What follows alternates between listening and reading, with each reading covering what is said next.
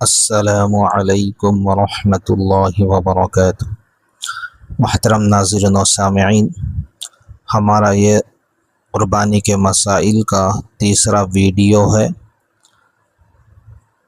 جس میں قربانی کے جانور کے متعلق مسائل بتلائے گئے ہیں۔ اب حضرات سے گزارش ہے، کیونکہ جانور ہی اصل قربان کیا جاتا ہے اللہ کے خاطر، تو اس جانور کو کس طرح سے قربانی میں کون سا جانور کس طرح سے قربان کیا جائے اور اس کا گوشت کس طرح سے تقسیم کیا جائے اور اس میں کیا کیا مسائل ہے، یہ سارے تفصیلات اس ویڈیو میں بتلائی جائے گی۔ آپ سے گزارش ہے کہ سنیں، دوسروں تک پھیلائے، کیونکہ علم دین کا سننا، سنانا، پہنچانا ایک دوسرے کے لیے بڑا خیر کا کام ہے۔ بسم اللہ الرحمن الرحیم۔ قربانی کے جانور۔ قربانی کے لیے اونٹ نر اور مادہ، بکرا، بکری، مینڈھا، بھیڑ، دمبا نر اور مادہ، گائے اور بھینس نر اور مادہ ہی متعین ہیں۔ ان جانوروں کے علاوہ کسی اور جانور کی قربانی جائز نہیں۔ قربانی کے جانور کی عمریں۔ گائے اور بھینس کی عمر چاند کے اعتبار سے کم از کم 2 سال، اونٹ کی عمر کم از کم 5 سال اور باقی جانوروں کی عمر کم از کم 1 سال ہونا ضروری ہے۔ البتہ اگر بھیڑ یا دمبا سال بھر سے کم کا ہو، لیکن اتنا موٹا تازہ ہو کہ سال بھر والے جانوروں میں چھوڑ دیا جائے تو فرق محسوس نہ ہو، تو اس کی قربانی بھی ہو سکتی ہے، بشرطے کہ 6 مہینے سے کم کا نہ ہو۔ اگر جانور بیچنے والا کہے کہ عمر پوری ہے اور بظاہر یہی لگتا ہے کہ وہ جھوٹ نہیں بول رہا، تو اس پر اعتماد کرنا جائز ہے۔ اگر عمر پوری ہونے کا اطمینان ہے تو 2 دانت کا ہونا ضروری نہیں، قربانی درست ہو جائے گی۔ قربانی کے جانور میں شرکت، یعنی جو قربانی کا جانور ہوگا اس میں کتنی شرکت ہو سکتی، کتنے لوگوں کی ہو سکتی۔ چھوٹے جانور یعنی بکری وغیرہ میں شرکت نہیں ہو سکتی۔ ایک شخص کی طرف سے ایک ہی جانور قربان کیا جا سکتا ہے۔ البتہ گائے، بیل، بھینس، بھینسا، اونٹ اور اونٹنی میں ایک سے زیادہ افراد بھی شریک ہو سکتے ہیں، بشرطے کہ ان میں سے کسی شریک کا حصہ 7ویں حصے سے کم نہ ہو۔ اگر کسی کا حصہ 7ویں حصے سے کم ہوا تو تمام شرکاء کی قربانی درست نہ ہوگی۔ جیسے 70,000 والے جانور میں کوئی شخص 10,000 سے کم کے عوض اپنی ادا شدہ رقم کے بقدر شریک ہو، یا شرکاء کی تعداد 7 افراد سے زائد ہو جائے تو کسی کی بھی قربانی درست نہ ہوگی۔ قربانی کے حصوں میں اگر عقیقہ یا ولیمہ مسنونہ کا حصہ رکھ لیا جائے تو اس سے قربانی پر کوئی اثر نہیں پڑے گا۔ حرام مال سے قربانی کرنا شرعاً جائز نہیں، اور جب بڑے جانور میں شرکت ہو تو تمام شرکاء کی قربانی اس وقت درست ہوگی جب ہر ایک مال حلال سے رقم ادا کرے۔ اگر ان میں سے کسی ایک شریک نے بھی رقم حرام مال سے ادا کی تو کسی شریک کی بھی قربانی صحیح نہیں ہوگی۔ اسی طرح اگر کسی شریک کے بارے میں معلوم ہو جائے کہ اس کی نیت گوشت کی تجارت یا محض گوشت کھانے کی ہے تو بھی کسی کی قربانی صحیح نہیں ہوگی۔ اگر کسی جانور میں کسی غائب کی طرف سے واجب قربانی کا حصہ اس کی طرف سے کسی قسم کی اجازت کے بغیر مقرر کر لیا گیا تو بہت سے علماء کرام کے نزدیک دوسرے شرکا کی قربانی بھی صحیح نہ ہوگی، البتہ اجازت یا وکالت کے بعد اس کی طرف سے قربانی کر سکتے ہیں۔ کیسے جانور کی قربانی درست ہے؟ ابھی جو تفصیل آئی تھی قربانی میں شرکت کی تھی، اب جو جانور قربان کیا جا رہا ہے جس کے لیے عمر وغیرہ طے ہے، تو عمر وغیرہ دیکھنے کے بعد اس طرح کے جانور کی قربانی درست ہے۔ قربانی کا جانور صحیح سالم اور عیبوں سے پاک ہونا چاہیے، خاص طور پر ہر ایسے عیب سے جس کی وجہ سے جانور کی منفعت یا خوبصورتی مکمل طور پر زائل ہو جائے۔ اگر ایسا کوئی عیب پایا جائے تو قربانی ہی جائز نہیں۔ ایسا عیب دار جانور جس کا عیب خوب ظاہر اور بہت زیادہ ہو، اس کی قربانی درست نہیں ہوتی۔ اندھے، کانے اور لنگڑے جانور کی، نیز ایسے جانور کی جس کے کان یا دم کا 1/3 یا اس سے زیادہ حصہ کٹ گیا ہو، یا پیدائش ہی سے اس کی دم یا کان نہ ہو، یا دانت بالکل نہ ہو، یا زیادہ دانتوں کے گر جانے یا گھس جانے کی وجہ سے وہ چارہ نہ کھا سکتا ہو، قربانی جائز نہیں۔ ایسے کمزور جانور کی قربانی جس کی ہڈیوں میں گودا بالکل نہ رہا ہو، جائز نہیں۔ جو جانور 3 پاؤں پر چلتا ہو اور اس کا چوتھا پاؤں نہیں ہے، یا ہے تو صحیح مگر اس سے چل نہیں سکتا، یعنی چلنے میں اس سے کچھ سہارا نہیں لیتا، تو اس کی قربانی درست نہیں۔ اور اگر 4 پاؤں سے چلتا ہے مگر کسی پاؤں میں کچھ لنگ ہے تو اس کی قربانی درست ہے۔ گابھن جانور کی قربانی درست ہے، البتہ جان بوجھ کر ولادت کے قریب جانور کی قربانی کراہت سے خالی نہیں۔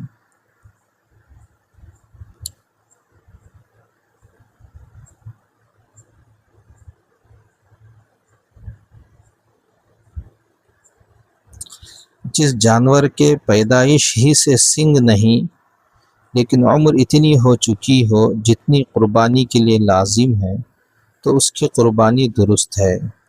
اور اگر سینگ نکل آئے تھے اور ان میں سے ایک یا دونوں کچھ ٹوٹ گئے تو اس کی بھی قربانی ہو سکتی ہے، البتہ اگر بالکل جڑ سے ٹوٹ گئے اور اندر کی مینگ جس پر سینگ اگتے ہیں تو اندر کی مینگ بھی ختم ہو گئی تو اس کی قربانی درست نہیں۔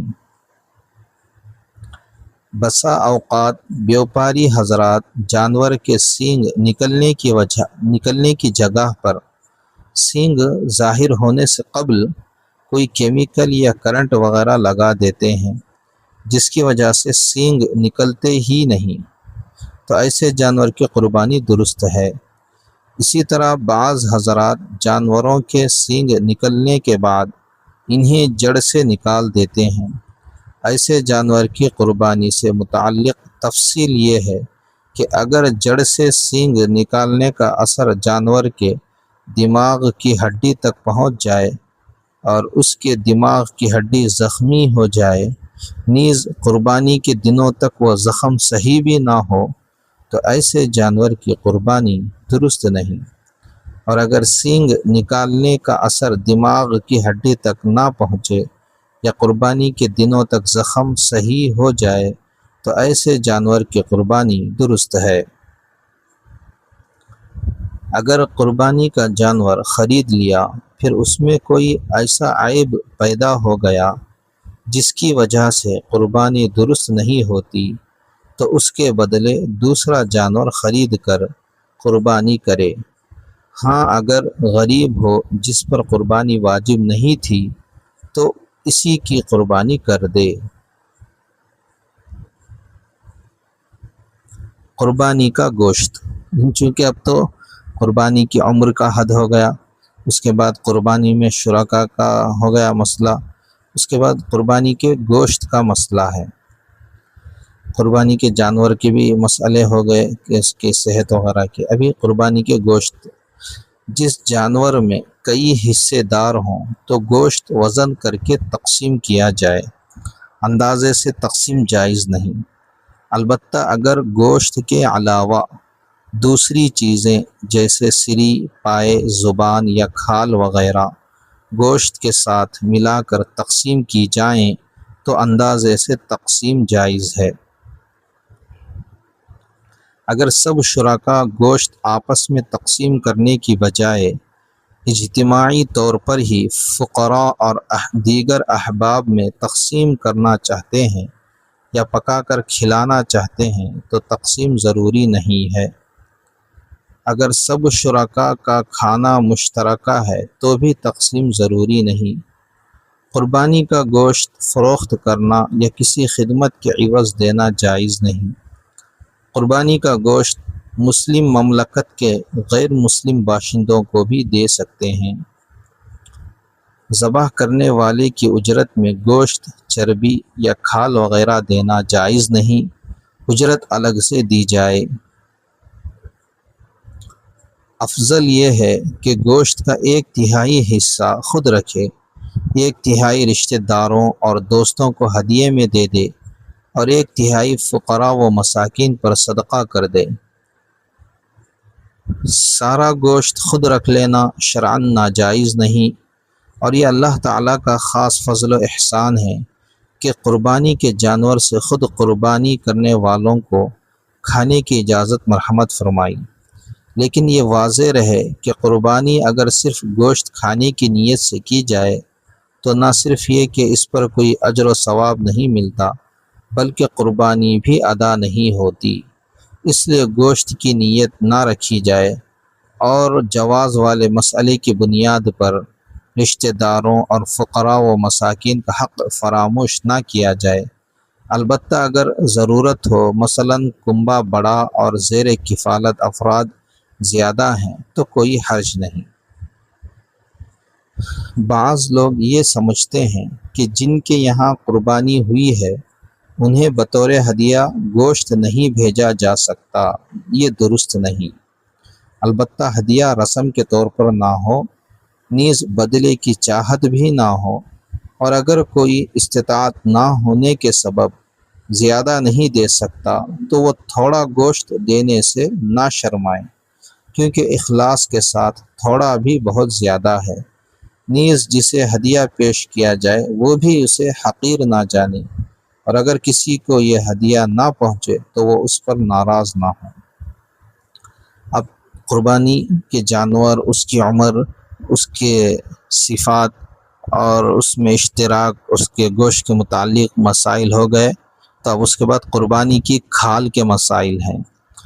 قربانی کی کھال اپنے استعمال میں لانا، کسی دوسرے کو گفٹ میں دینا، خواہ جس کو دی جائے وہ مسلمان ہو یا کافر، اجنبی ہو یا رشتہ دار، سید ہو یا غیر سید، مالدار ہو یا فقیر، اور فقراء و مساکین کو خیرات کرنا سب جائز ہے. قربانی کی کھال کو خدمت کے عوض دینا جائز نہیں. قربانی کی کھال اس نیت سے فروخت کرنا جائز ہے کہ اس کی قیمت صدقہ کر دیں گے، اور اگر یہ نیت ہو کہ حاصل ہونے والی رقم اپنے استعمال میں لائیں گے تو فروخت کرنا جائز نہیں. قربانی کی کھال فروخت کرنے سے جو رقم حاصل ہو اس کا صدقہ کرنا واجب ہے. جن لوگوں کو زکوٰۃ دینا جائز ہے ان کے قبضے میں مالکانہ طور پر یہ صدقہ بھی دے سکتے ہیں، اور جن کو زکوٰۃ دینا جائز نہیں انہیں یہ صدقہ بھی نہیں دیا جا سکتا. قربانی کے جانور میں شریک حضرات کھال میں بھی اپنے اپنے حصے کے برابر شریک ہوں گے. کسی ایک شریک کے لیے دوسرے کی اجازت کے بغیر مکمل کھال اپنے استعمال میں لانا جائز نہیں. دینی مدارس کے مستحق طلبہ کرام قربانی کی کھالوں کا بہترین مصرف ہیں، کیونکہ اس میں صدقے کا ثواب بھی ہے اور علم دین کی خدمت بھی.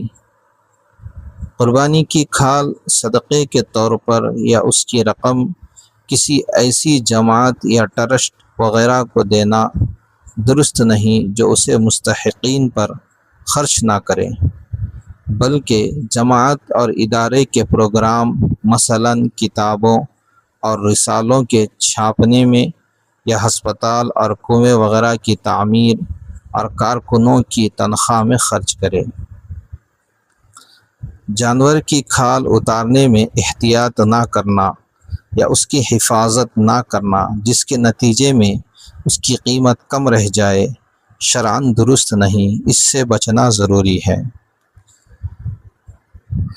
بہرحال اللہ تعالی ہم سب کو عمل کی توفیق عطا فرمائے، ایک مسئلہ صحیح جان کر عمل کی توفیق نصیب فرمائے۔